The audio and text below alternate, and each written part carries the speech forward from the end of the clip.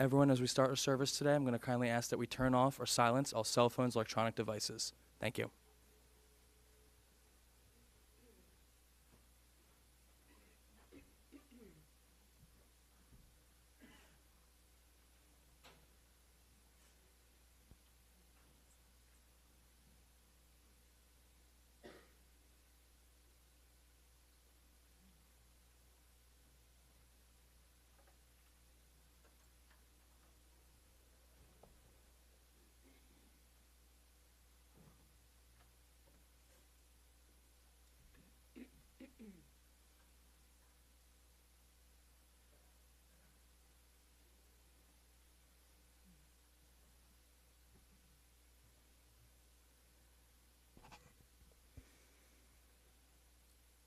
מזמור לדוד,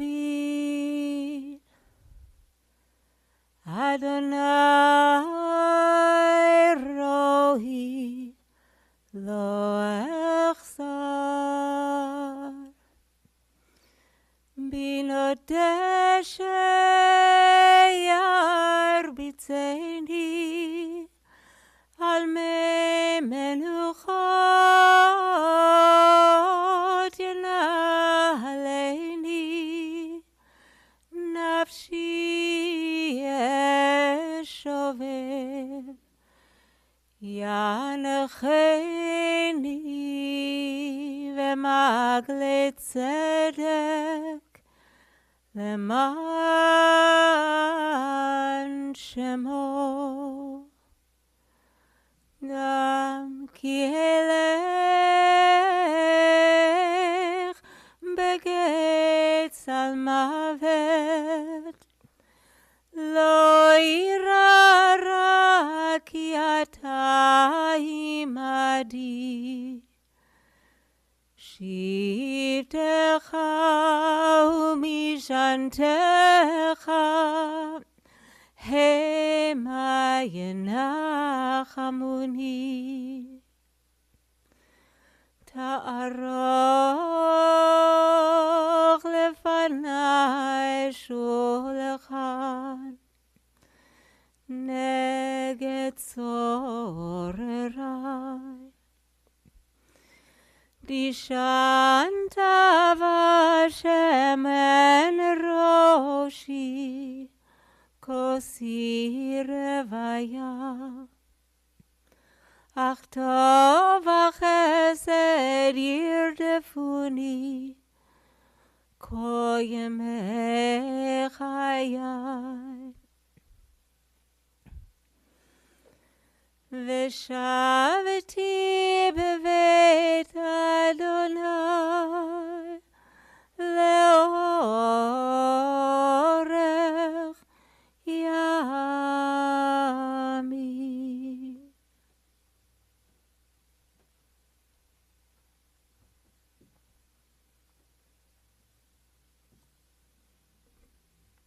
The 23rd Psalm, a psalm of David.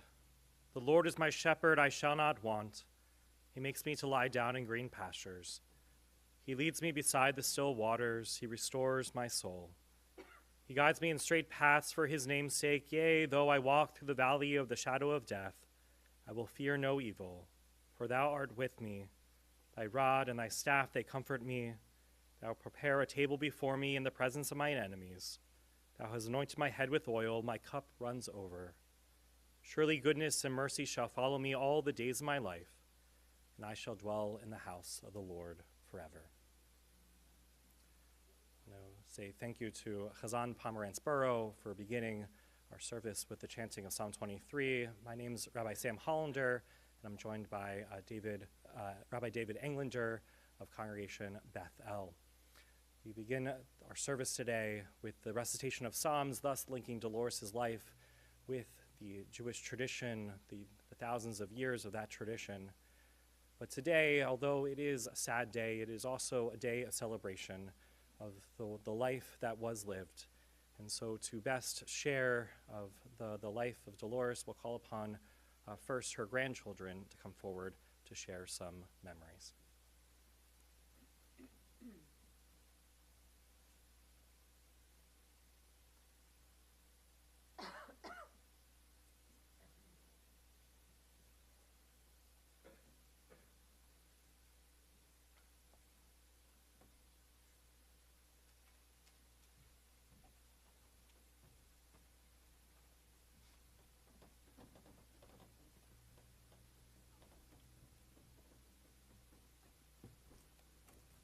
these just in case. Good morning, everyone. For those of you who do not know me, I'm Ben, Jake's dad, and the first grandkid. And sorry, guys, but some may say the favorite. I vividly remember standing here 6 years ago in the same spot giving a eulogy for Pop, but now it's for you, Mom.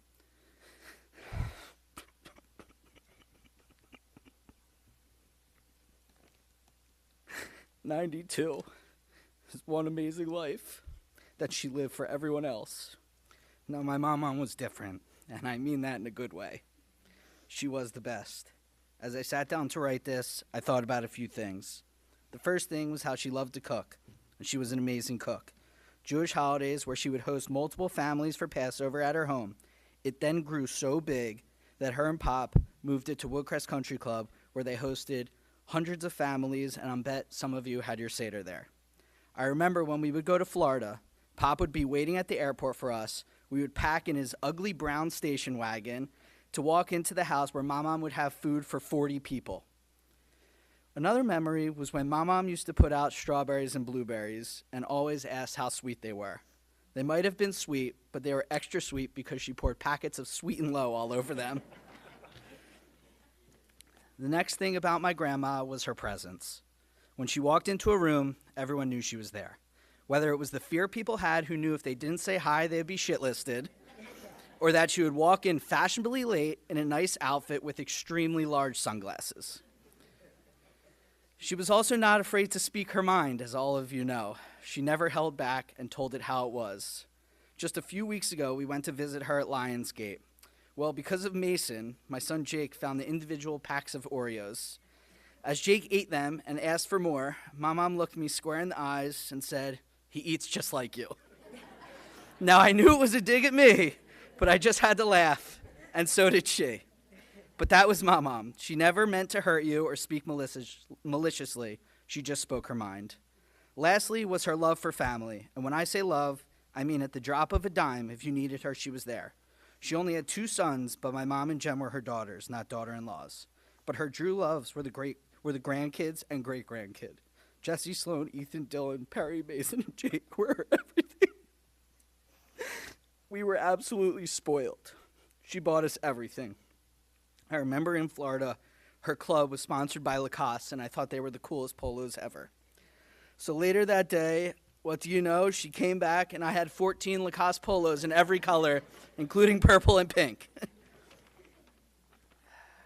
Towards her later years, up until even a few months ago, she stopped buying me things. Not because she was 92, but because she had a great-grandchild, Jake, who was named for Pop.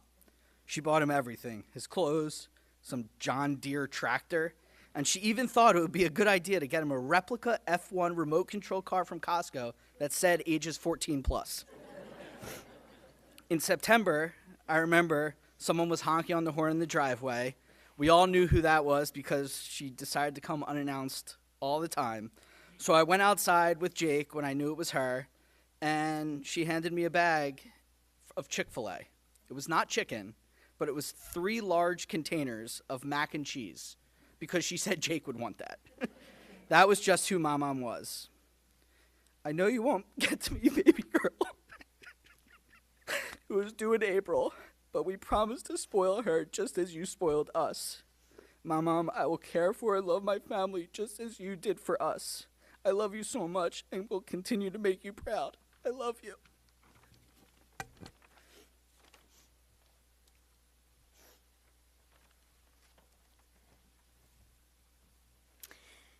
How lucky was I to have this special lady as my grandmother? Many of you may have been thinking similarly over the past few days because to know my mama was to love her. This may have been family or close friends who were her entire world, but may also have been people she just met or came in contact with through daily interactions. Like the stylist at Lewis Christian, who saw my mama and did her hair on just a moment's notice or no notice at all. Or sales associates at any boutique or department store in the tri-state area, whose eyes lit up when she entered the store as they had been highly anticipating her next visit. Even waiters and waitresses at her favorite restaurants like Park loved my mama, and I know the feeling was mutual because she would invite them to sit down and join us for dessert. My mom had the unique ability to make all those around her feel valued, special, and loved. And I was the lucky little girl that got to learn my way through life from my beautiful mom. I was fortunate enough to grow up right down the street from my grandparents. At the time, it was simply what I was used to, and it didn't seem out of the ordinary. But their presence and involvement in my childhood was something I now realize formed me into who I am today, and the reason I value family over everything. I could sit here and talk about all of the special moments we shared, like trips to Florida and the shore, or countless Broadway shows, but instead I would like to share some things my mom taught me. This list could go on for a long time, so I narrowed it down to some of my favorites. My mom taught me at a young age the importance of presentation. I learned how to be an exceptional host and how to make every occasion feel like a big one. Have enough food for double the people there. Always use your finest set of dishes, even for takeout. And there's no such thing as too many flowers. Whether it was a holiday dinner, birthday party, or low-key night with family, she had a way of making every occasion more memorable with all of her special touches. This even included showing up early to restaurants to bring her own centerpieces and chocolate, which led to pretty fun looks of confusion from everyone in the restaurant. I can't share what I learned from my mom without mentioning her incredible style. My mom was effortlessly chic, always dressed so elegantly in the latest trends in clothing. Shopping trips with my mom was beyond any girl's wildest dream. She made sure I left stores with the best outfits down to the accessories. And if something fit well, it was purchased in multiple colors. These shopping trips turned into days where I not only left with new clothes, but memories to last a lifetime. I learned about confidence, class, and style, and I learned it all from the best of the best. It was only fitting that our last shopping trip together was wedding dress shopping. While I know my mom won't physically be there with me on my wedding day, she will be in my heart that day and beyond. I feel so lucky that my grandmother got to see my love story with Mason from the start, and I didn't have to push him to propose because you know she was all over that. This brings me to the last lesson I learned, and the one I hold on to the tightest. My mom taught me, and everyone in the Gerstein family, how to love. My mom loved her family so fiercely. Her and my pop had the most wonderful relationship. They traveled the world and lived life to the fullest, but they also found the same joy in simple moments at home together. They were by each other's side through sickness and health, and they lived for their family and friends. My mom and pop enjoyed all of life's most precious moments, and they created a beautiful, close-knit family. As my mom got older, our trips around town turned into more visits at home. I realized it didn't matter where my mom and I were. What mattered was that we had our special time together. Our relationship had evolved from grandmother and granddaughter to best friends, something I will be forever grateful for. I will miss our phone calls to just say hi or to make sure I got home from work safely when it was raining out. And although I'll miss our long conversations about anything and everything, I know I will continue to hear her voice giving me the same sound advice she always has. My mom loved to make a toast any time she was with the people she loved. So today we toast my mom for the incredible life she lived.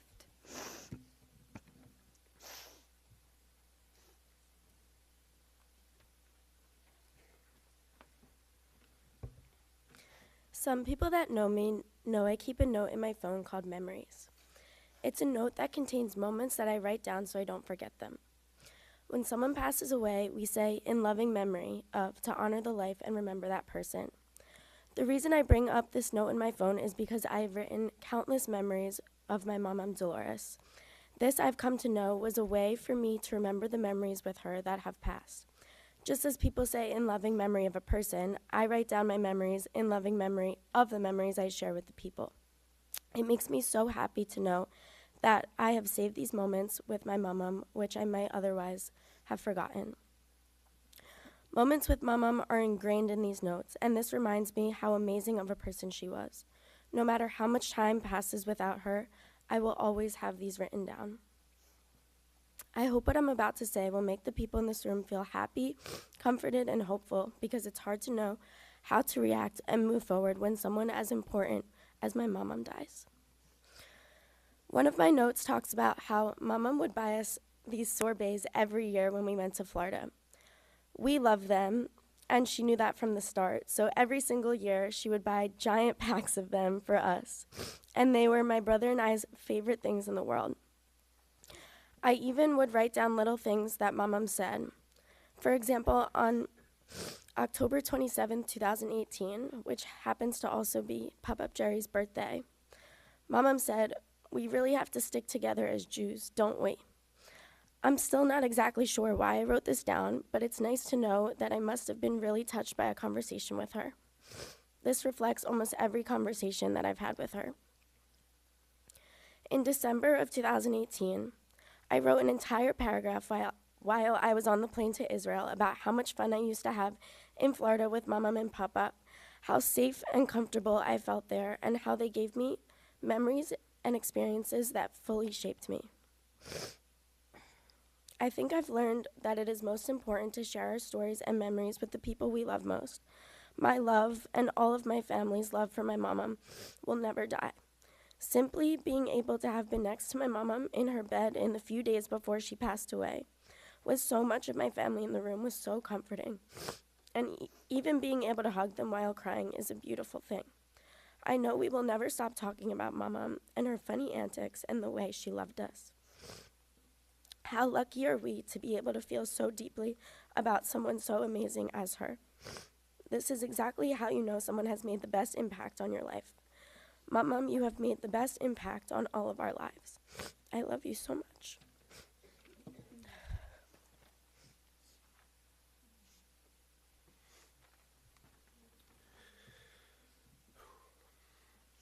Mama, where do I even start?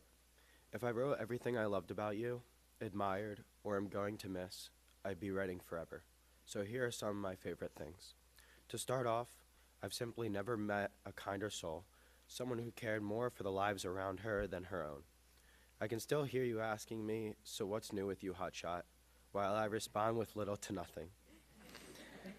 Whether it was talking about the Birds game last Sunday or going out to dinner together and having genuine conversations that I still cherish to this day, I will always be grateful for the time we spent together. You always made time for everyone no matter what, and that is something I will never forget. I can't count the amount of times you just showed up in the driveway unannounced just to say hi. I didn't see how special those little actions were until they were gone. Generous. Another word, if not the first word, that comes to mind when I think of you. I've truly never met someone who got so much joy out of giving to others. One of our last memories together was shared at the mall. I still remember you forgetting your cane and me thinking, how in the world is this going to work? But being the strong woman you are, you had no issue hanging on to me for hours while we walked around. You kept people close and always made sure to check in. This was so special with you and Papa. You guys were inseparable, and knowing that you two have finally met again leaves me at ease. The years I had the pleasure of watching you two together showed me what true love really looks like. I still think about the days in Admiral's Cove together, playing war at the dining room table until my parents got home from dinner, or coloring in the garage with the new supplies you bought us before you arrived. In all seriousness, you really checked all the boxes for a perfect mama. I could always count on you for anything and everything, and I wouldn't trade our memories for the world. Thank you for all that you have taught me in life. Thank you for checking up on me time and time again. Thank you for the memories in Florida together. And most importantly, thank you for being you and not changing for anyone. I love you so much and know that you will always have a special place in my heart.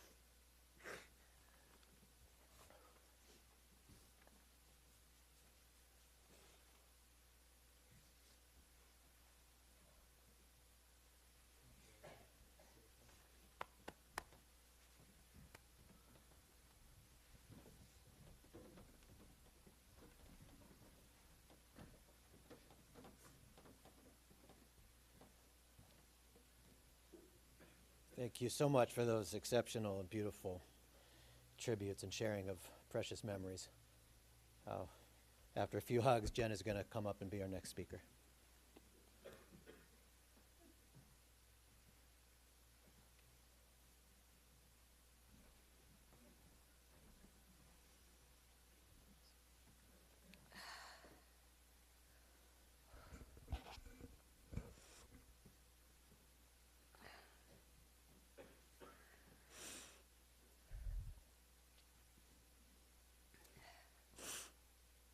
Wow. How do you even begin to sum up our beautiful mother-in-law, sister, aunt, and friend in just a few minutes?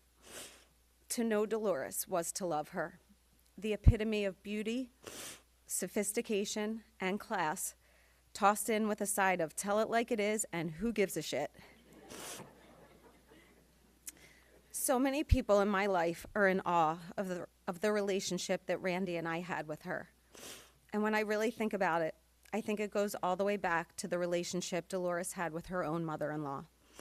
She just adored Sylvia, and Sylvia adored her. From what I hear, family was everything to Jerry's parents. And it is that foundation of love and respect that shaped how my mother-in-law treated us. She treated Randy and I like we were her own children, sometimes better than how she treated her actual own children. It was easy to love her back just the same. There is life the way most people live it, and then there is Delores' way. Most people make an appointment at the beauty shop, as she called it. If you're Delores Gerstein, however, you just show up. She would roam around chatting with everyone she knew and would just wait until Vince could squeeze her in. And he always did, because she was Delores. Sometimes if you were Delores, you'd be at the beauty shop so long that you would get hungry and take an applesauce cup off the table where food was lined up, only for someone to point out that the applesauce was actually part of a collection of food donations. But she didn't care. On the rare occasion that she actually did make an appointment, she had no idea what time that appointment was. She would show up 2 hours early or late. Same with doctor appointments. When she was still able to go herself, she would leave the house at 10 a.m. and we could not get a hold of her till 5 or 6. "Mom, where have you been? We've been calling all day." She would reply, "Ugh, just takes forever at the doctor. I waited so long." But we all knew the real story. She showed up at 11, but the appointment was at 1. And after that, she walked herself over to Park on Rittenhouse Square and had lunch, and then walked all the way back to get her car and probably picked up some gifts for the doctors along the way. Another one of my favorite Delores ways is how she ordered takeout. All of us would constantly ask her if we could bring dinner over or pick something up for her. The answer was always an emphatic, "Oh, no, I'm fine."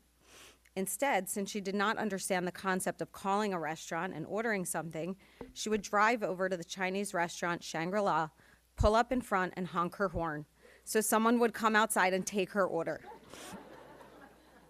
And once again, because she was Delores, they did it.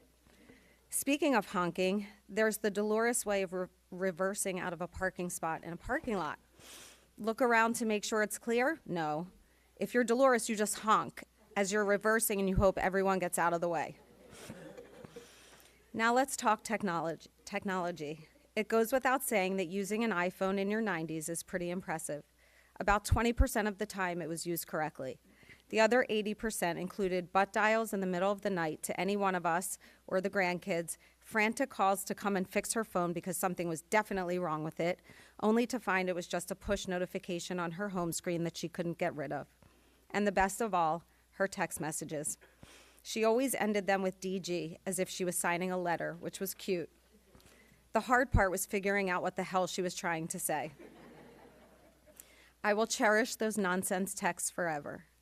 I will also miss her calls when she went out to dinner with the girls after they would drop her off at home. The calls were not to tell us how dinner was or what she ate or where she went. The call was, "Jen, what is my garage code again?" And I know Randy got the same calls too. Delores' generosity knew no bounds. All you had to do was mention something you wanted or needed, and next thing we knew, she'd be honking in the driveway and show up with it. When her and Jerry would come stay with us at the shore, she would call and ask if we needed anything. My answer was always no. Invariably, however, she would show up with all of Springdale Farm Market. Even the last few summers when she stayed with Aunt Barb every weekend, she'd bring me half of Springdale Farms, just in case I needed food for company. Her generosity didn't stop with food and gifts. She hated the fact that I had trouble sleeping. Most parents would encourage natural methods to help with sleep, but not Delores. I'd get a call from her telling me she's in the driveway. I'd come out, her window goes down, and she hands me a bottle of her tranquilizers, as she called them. It was like a black market drug deal with a 90-year-old. She really did make us laugh, but mostly she made us feel loved. Nothing in the world was more important to her than her family and friends. Her love for Jerry was immeasurable, and what a beautiful life they had together. So many special times with the best of friends, too many to mention, but you know who you are. And the love she had for Michael and Richard. Even if it didn't seem that way at times, you were her pride and joy, her confidants, and her caretakers, by her side at the drop of a hat whenever she called. Aunt Barb, what can we say? You and Uncle Lenny, the four of you are attached at the hip, sharing the best of times, especially in Florida. And when it was just you and Dee, your relationship only grew because in Dee's words, you are just a gem. And she loved your kids and grandkids just the same, and they cherished her too. She adored all of her siblings. She and Aunt Simmy were the last of the five, and they had such a special bond, even when they would bicker. And although we were sad to lose Simmy just a few weeks ago, there was something special about the two of them, both being in Lionsgate together at the end, just like they had started under the same roof. Ben, Jesse, Sloan, Ethan, and Dylan. There are no words to describe her love for you. If she was talking to you, she was in her glory. If you were happy, she was happy. That's all she cared about.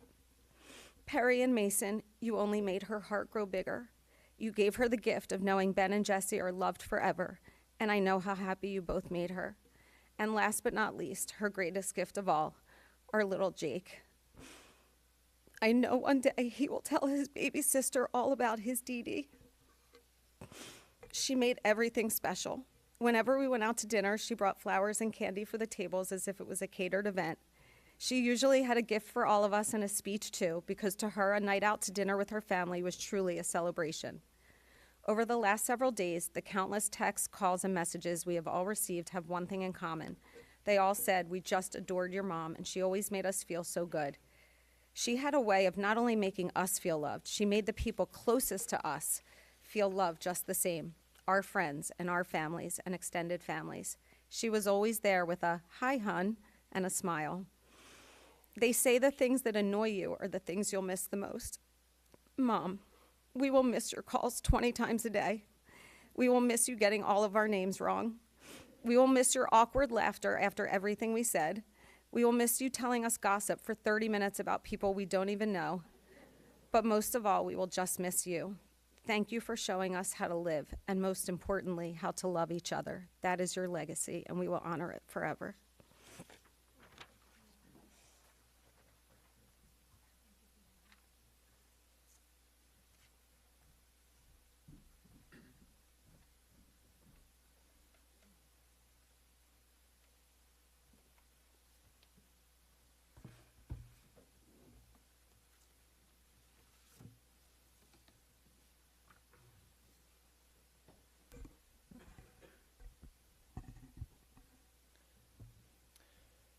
Oh, a wiser rabbi would simply say, there's nothing more to add.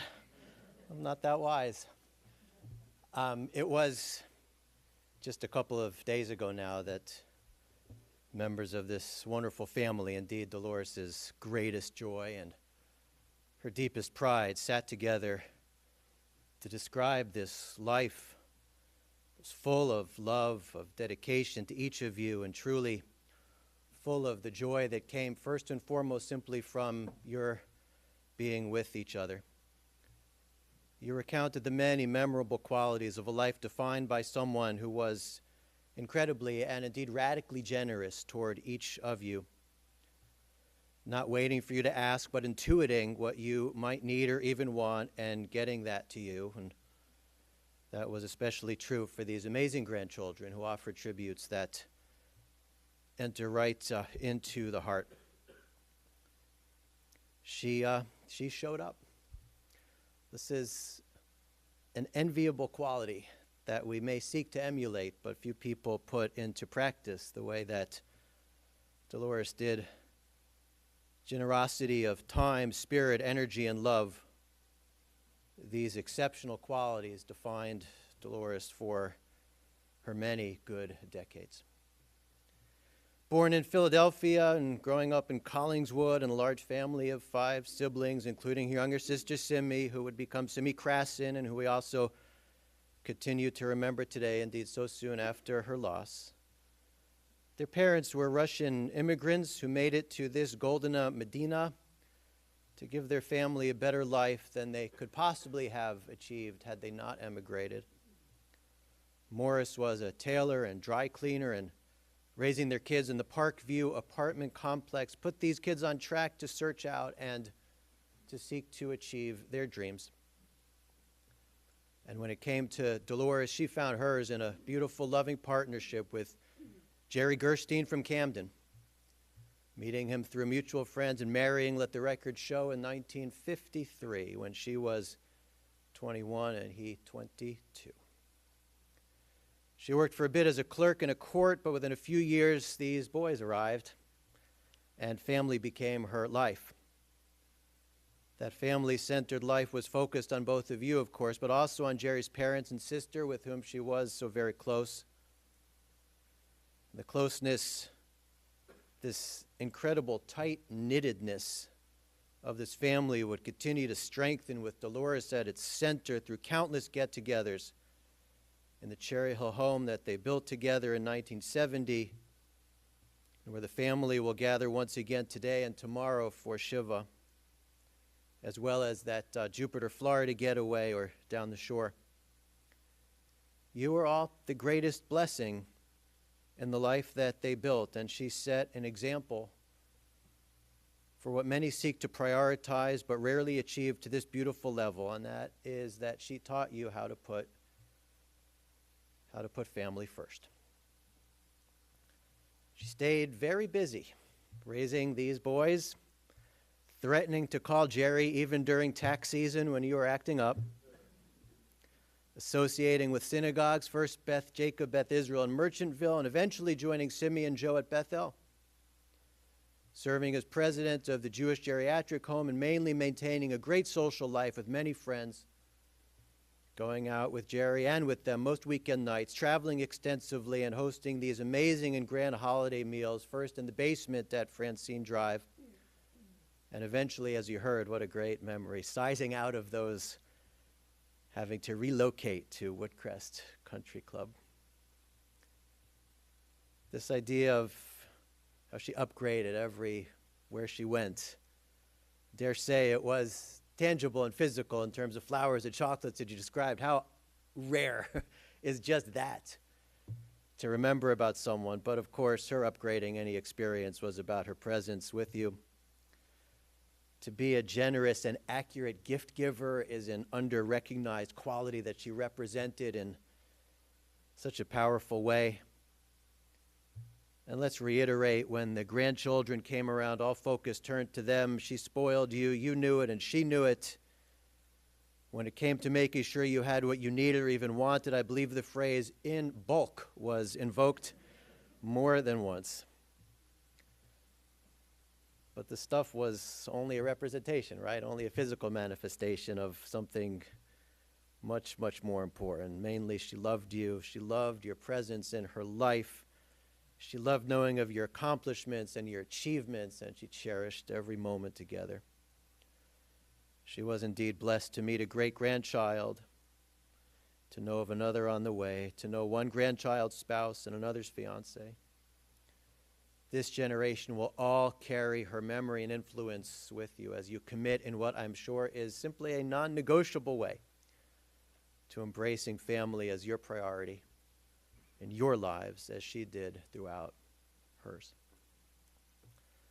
The second to last thing we talked about during that most meaningful conversation on Wednesday also struck me personally as very impactful. So let me take a moment, to recount part of it, and in doing so, I will also be admitting something that doesn't sound like something I might even want to mention, but actually is a very great source of pride and connection, which is that when it came to officiating at this service, I was not Delores' first choice.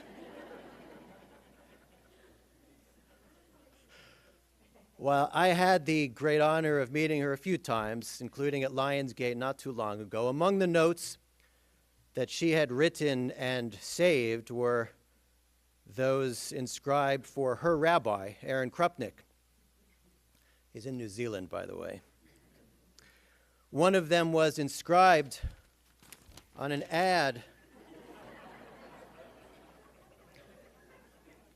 taken from The Voice, as you could tell from the announcement of the big retirement event we had for him a couple of years ago. She wrote on it, "Dear Rabbi, please try and do my eulogy."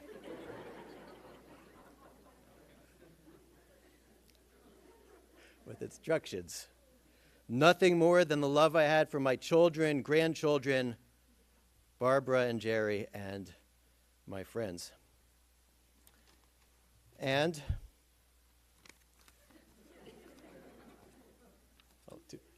two sides. I hope I got the other side. Well, I think I did. Wait, did I? Oh yeah, I missed that one. Here, dear Rabbi again. Dear Rabbi Krupnik, mind you. Please do my funeral, right? My husband Jerry was the most important person in my life.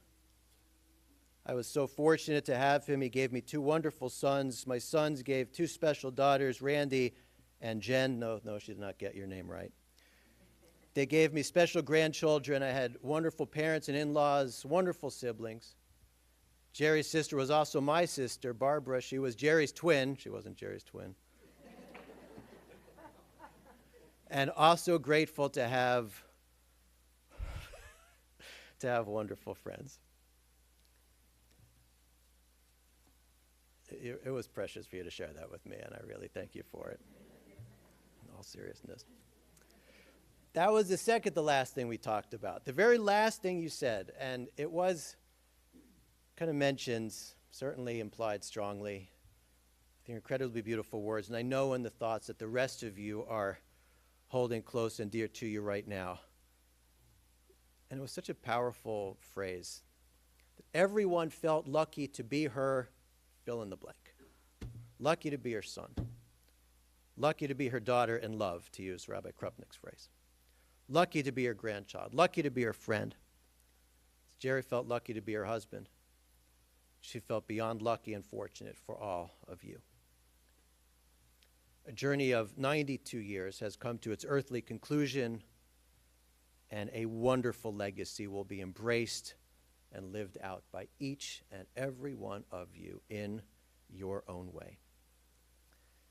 So I extend my condolences and those of your Beth El family to Richard and Randy, to Michael and Jen, to the grandchildren and those you love, who she loved as well, to Ben and Perry, Jessica and Mason, Sloan, Ethan, and Dylan, to great-grandchild Jake.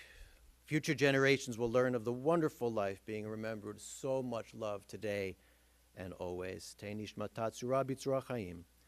May the soul of Delores Gerstein be bound up in the bond of eternal life. May she rest in peace, and let us say, Amen. While I have your kind attention, let me note that Shiva will commence following interment at Locust Wood, and that will take place at Dolores' home, with visitation today again following the interment, and tomorrow starting at noon, and there'll be a Shiva service in the home tomorrow after Shabbat at 6:30 p.m. This time, I'm going to invite you to rise in body or in spirit for the chanting of the Amalei Rachamim with her Hebrew name, the names of her parents.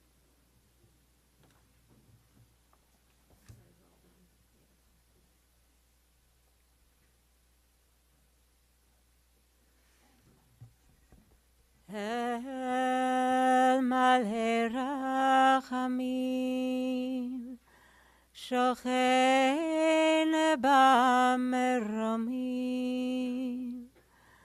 Hametzei Menucha Nechona Tachat Kanefei HaShechina B'malot Kedoshim U'Tehorim Kezohar Harakia Mazehirim Et Nishmat Suralea Bat Moshe V'Mary Shehalcha Le'olama Began Eden Tehe Menuchata אנא בעל הרחמים, אז תראה בסתר כנפיך לעולמים, ותצרור בצרור חיים את נשמתה. אדוני הוא נחלתה, ותנוח בשלום המשכבה, ונאמר אמן.